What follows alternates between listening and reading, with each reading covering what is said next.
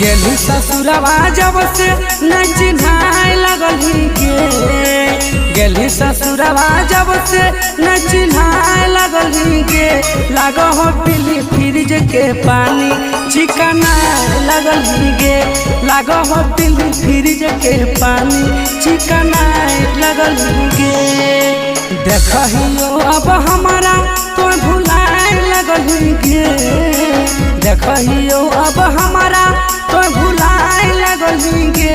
लागो हो पीली फ्रिज के पानी चिकना लगली गे। लागो हो पीली फ्रिज के पानी चिकना लगली गे। चिकना लगली गे।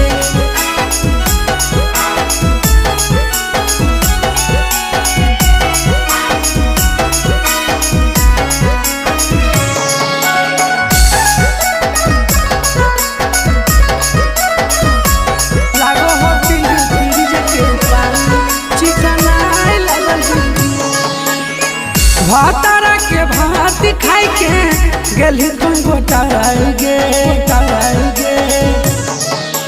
लागो हो पियावा सुखवा दिल तो ये से गेली मुटाई गे। अब ही नहीं हरावा नहीं दिखाई लगली गे।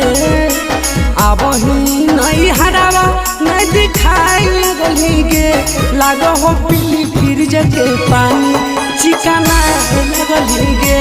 लागो हो पीली फ्रिज के पानी चिकना लगली गे। चिकना लगली गे।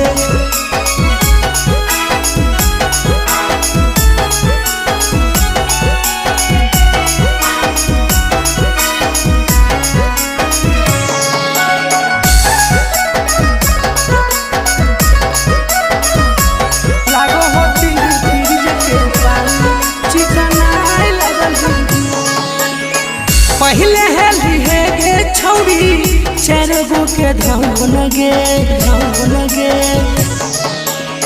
ससुरा में के मरद पर लागो हो कैसे मोहन गे। पूछ लो को अवधे से अब तो नितराई लगली गे। पूछ लो को गोलू से अब तो नितराई लगली गे। लागो हो पीली फ्रिज के पानी चिकना लगली गे। लागो हो पीली फ्रिज के पानी चिकना